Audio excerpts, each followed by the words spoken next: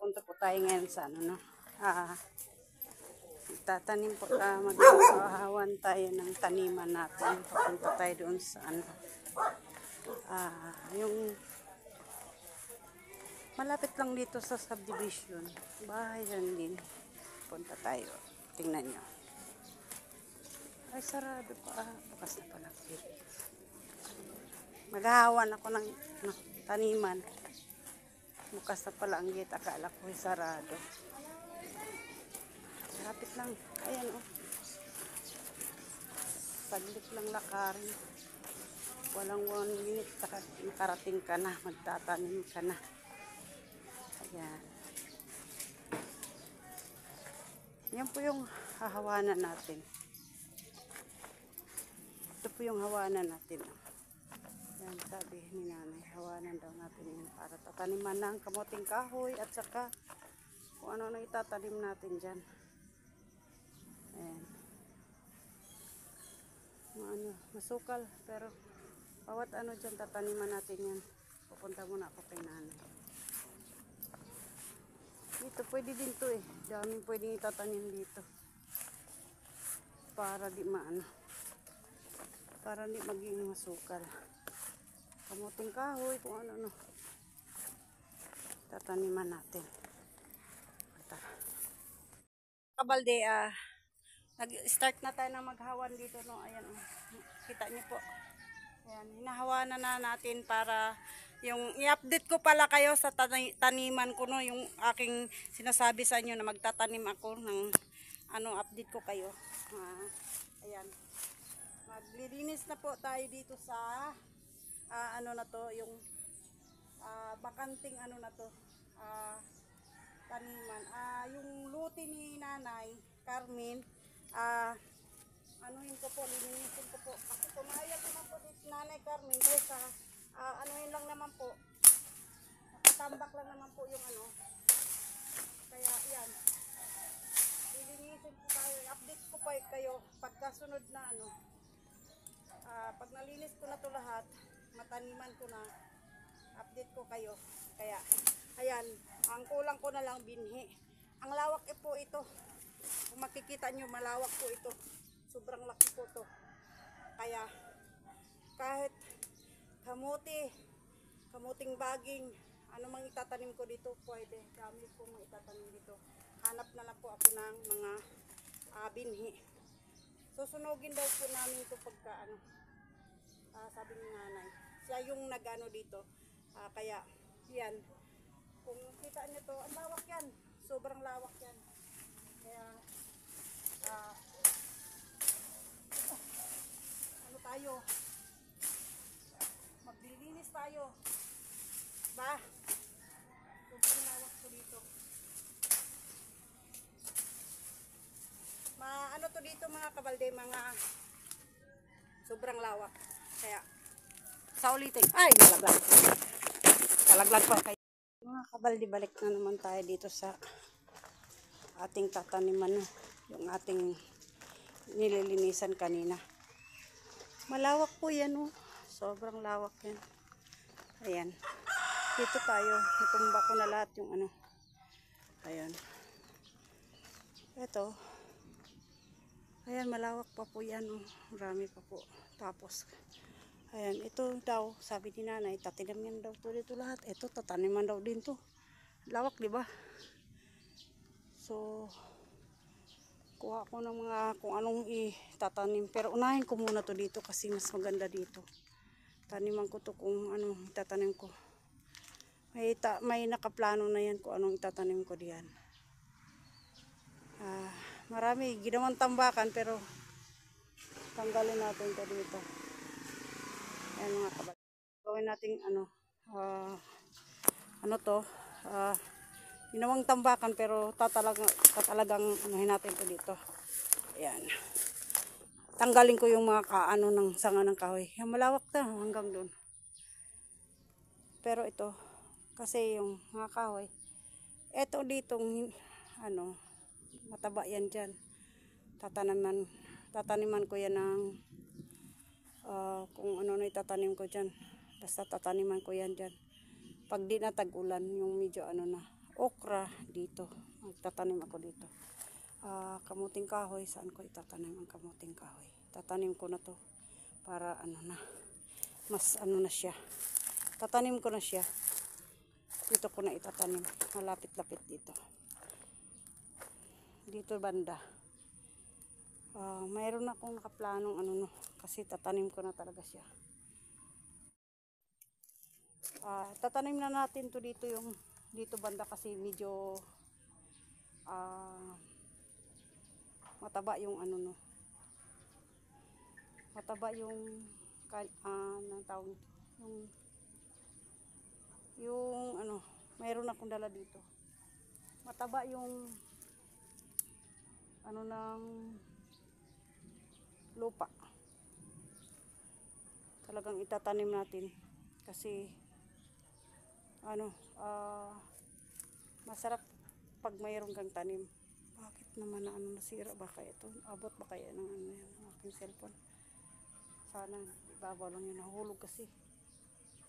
So mamaya muna mga kabaldi, tatanggalin ko lang yung mga sanga ng aratilis.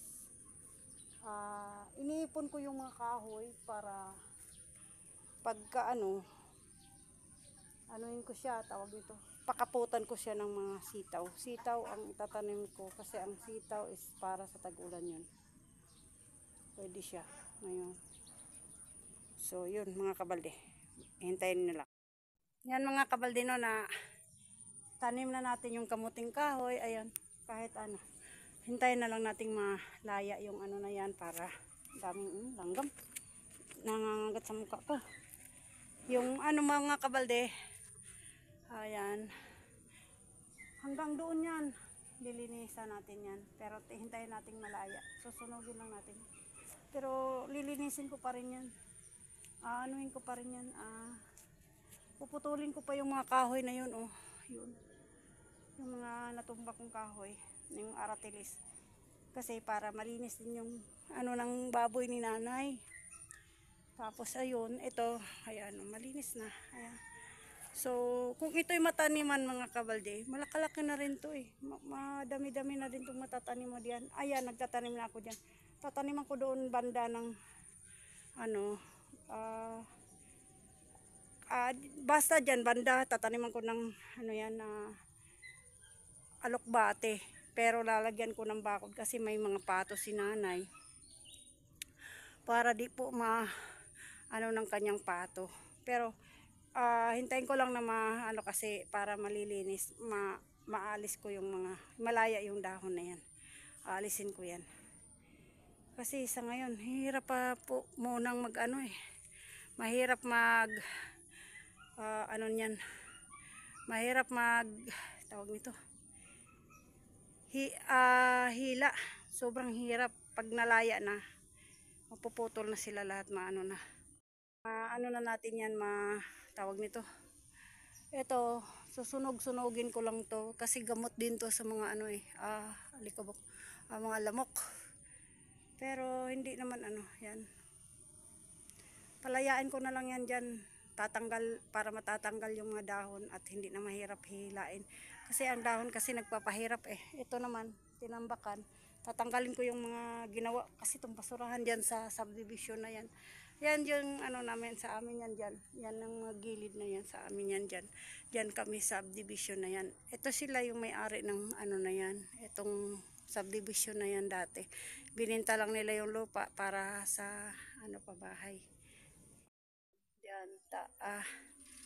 Ito kasi sayang naman ang ano sabi ni nanay. Oo kasi para malinis din. Okay. Mas okay ako kasi wala naman akong ginagawa sa bahay, magtatanim-tanim lang naman. Ayan, tapos na, nakatanim na ako ng kamuting kahoy nandoon, oh. Ayun, yung mga nakabugsok-bugsok doon. Ay, kamuting kahoy na yan dyan mga kabalde. Kamuting kahoy yung mga tinatanim ko dyan. Tapos, di ko ba alam kasi, maano kasi ng tubig yan pag tag-ulan. Ano ng tubig yan, apawan ng tubig yan. So, kailangan yung walang tubig ang anuhin natin. Daming langgam, nakagat-kagat ako, sakit. Alakbati, aray ko, langgam ka. antik. Tataniman ko ng alokbate dyan, tapos pagka tag-init na papunta na ng tag-init yung hindi na magbabaha, siguro tataniman ko ng kung ano-ano itatanim ko dyan. Kasi ang taba ng ano dyan, siguro mas maigi okra. Ang taba ng ano yan dyan, ang taba talaga ng ano yan dyan, yung kanyang ano dyan. Basta tataniman ko yan dyan. Pagpapatungo na ng wala nang hindi na tag-ulan, mga ano na, kasi para di mamamatay yung okra or sitaw. Basta kung anong itatanim ko dyan, ang palaya, tataniman ko yan kasi sabi ni nanay tataniman daw namin. So sige, kasi malapit naman na ano, malapit lang naman sa bahay. Gusto ko yung malapit lang.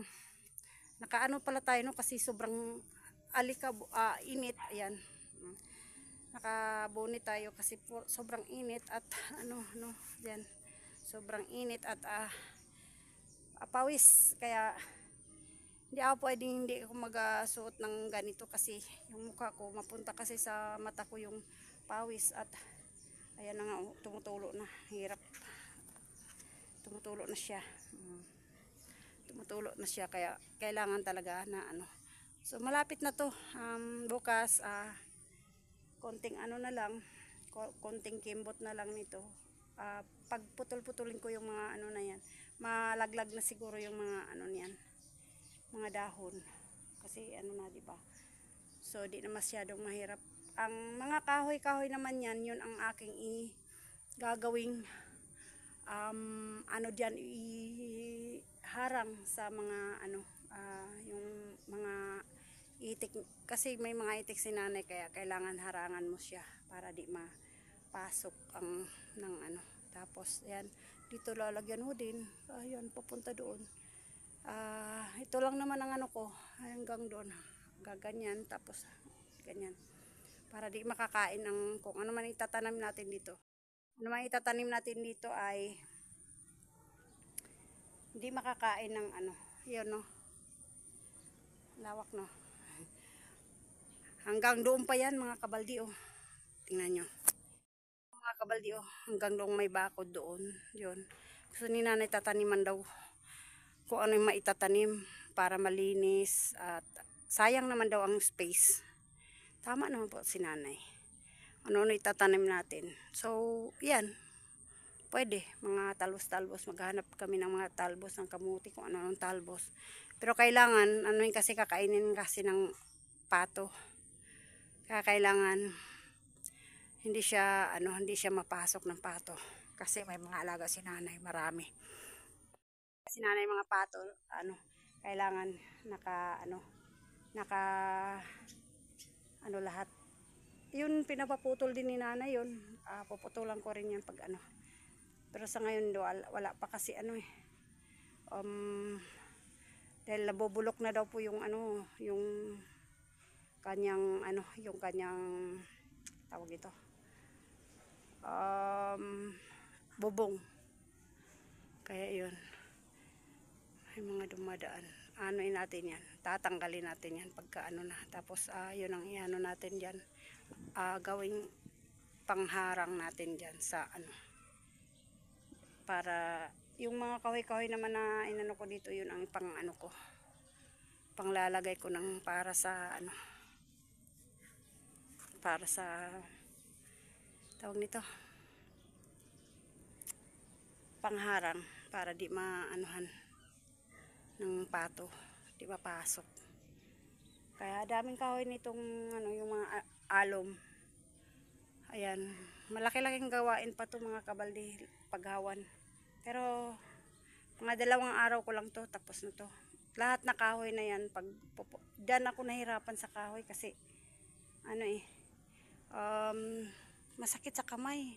Mamaya anuhin ko yung aking itak, hasain ko kasi di na masyadong ano. So yun lang muna, hasain ko yan para ano, para di mag ano sila. So yun muna mga kabalde ang aking ano sa araw na to. Ayan, gagawin ko yan para matapos ko to dito. At kung ano-ano itatanim ko. Basta marami kasi, ayan, may saging pa dito, may puso pa dito, hindi pa nila kinuha. Kung pwedeng hingiin yan, baka magagalit din. Kaya, maganda ang ano, tapos lilinisan ko yung mga saging para di maano. Sabi ni nanay, yung ano daw, para hindi daw maano, pero sangga kasi yan ang ano, hayaan mo na lang siya. Yung sangga kasi yan sa ano, sangga kasi sa pollution yung mga kahoy. Natin talaga kailangan nating hawanan kasi para mataniman. Kaya kailangan nating tanggalin talaga yung ano, yung mga puno ng maliliit na alom. Pinutol naman nila to, kaso lang tumubo naman uli. Tapos ano lang, pinutol lang nila na walang tanim, sayang. Sabi ko sayang ang space. Kaya sabi ko, sabi niya dati, pinapaputol na nga niya yung mga ano kasi ano daw gubat na daw. Kaya sabi ko sayang ang space pag puputulin na hindi ano tataniman, so ako na magtatanim. Kaya yan, malawak po yan. Malawak po yan oh. Ang lalawak pa po yan. Basta kung ano itatanim ko diyan, di naman akin to Bahala sila kung ang itatanim ko ay mamumunga. Halimbawa kung ano ang itatanim ko diyan ay mamumunga, okay lang, bahala na.